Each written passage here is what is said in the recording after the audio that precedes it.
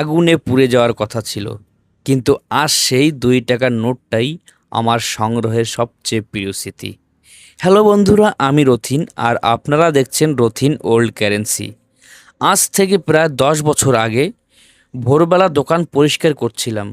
ঝাড়ু দিয়ে সব কাগজ এক জায়গায় করে আগুন দিতে যাচ্ছিলাম। ঠিক তখনই চোখে পড়ল এই পুরনো 2 টাকার নোটটি। আগুন লাগানোর আগেই নোটটা তুলে রেখে দিই। সেদিন যদি একটু দেরি হতো তাহলে আজ এই নোটটাই থাকতো না।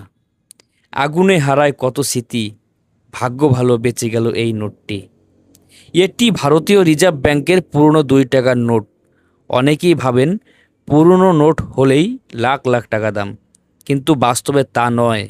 নোটের দাম নির্ভর করে তার বিরলতা, অবস্থা, কন্ডিশন, সিরিজ এবং সংগ্রাহকের চাহিদার উপর। আমার এই নোটটি সেরা এবং অনেক ব্যবহৃত, তাই এর সংগ্রহ মূল্য খুব বেশি হওয়ার সম্ভাবনা খুব কম। কিন্তু আমার কাছে এর আসল মূল্য টাকায় নয়, স্মৃতিতে। কারণ এটাই ছিল আমার জীবনের সবথেকে প্রথম সংগ্রহ। দাম নয়, শুধু স্মৃতিটাই বড়।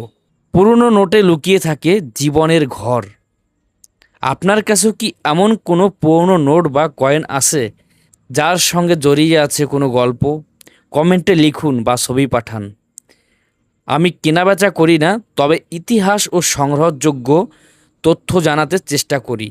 এমন আরও সত্য তথ্য জানতে এখনই ফলো করুন রথিন ওল্ড কারেন্সি। ধন্যবাদ, সবাই ভালো থাকবেন।